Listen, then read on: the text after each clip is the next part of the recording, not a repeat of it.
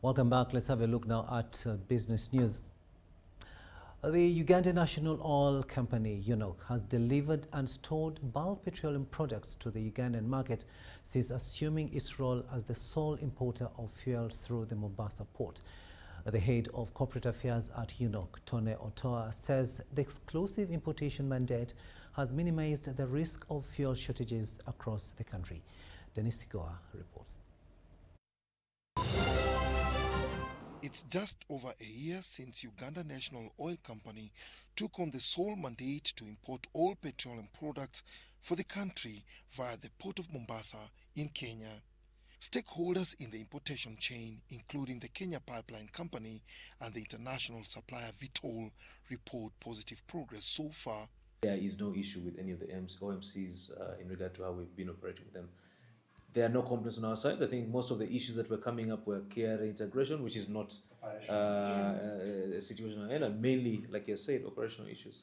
So ultimately, over this 1 year, I think it has been a very successful engagement with the OMCs.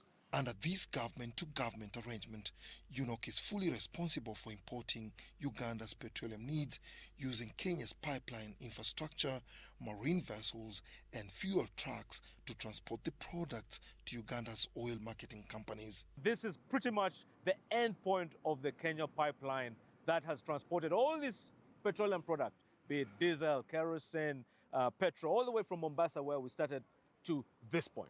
And from this point, it now gets out of the pipeline into what you see in the background, the trucks. These trucks are destined for Uganda and the other countries. But most important of all, for a Ugandan consumer, this is where the story starts now from the trucks. The trucks take it on from here all the way to your petrol stations around the country, into your car or boda. Current estimates show that Uganda consumes over 230 million litres of petroleum products each month, and recent figures from the KPC indicate this number is steadily rising.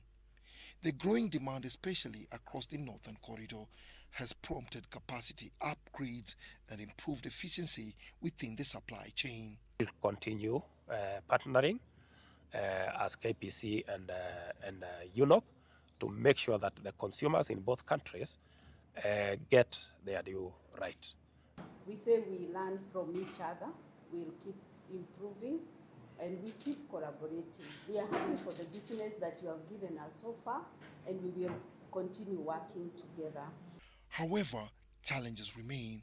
A major bottleneck persists in the transportation of products like petrol, diesel and Jet A1 from the central reservoirs to Uganda, mainly at the congested Malaba one-stop border post. Truck drivers raise concerns over long queues which affect their turnaround times and delay deliveries. Line ye Malaba kati fenga abatanka tubeera wamu nate n'abantu ba container. Sometimes abantu ba container ayinza okukolobola ku moloka ya tanka ng'ey'amafuta kati ngenda kutika super kiyinza okubeera dangerous kuki kuba in case senga nti agikolobodde n'ejjako any leakage kibeera dangerous. Despite these hurdles, the shift to direct importation is expected to yield long-term benefits for Uganda, stabilizing pump prices and protecting the market from fuel supply shocks. UNOC's exclusive import mandate marks a strategic shift in the country's fuel management, with noticeable improvement in supply reliability and national energy security.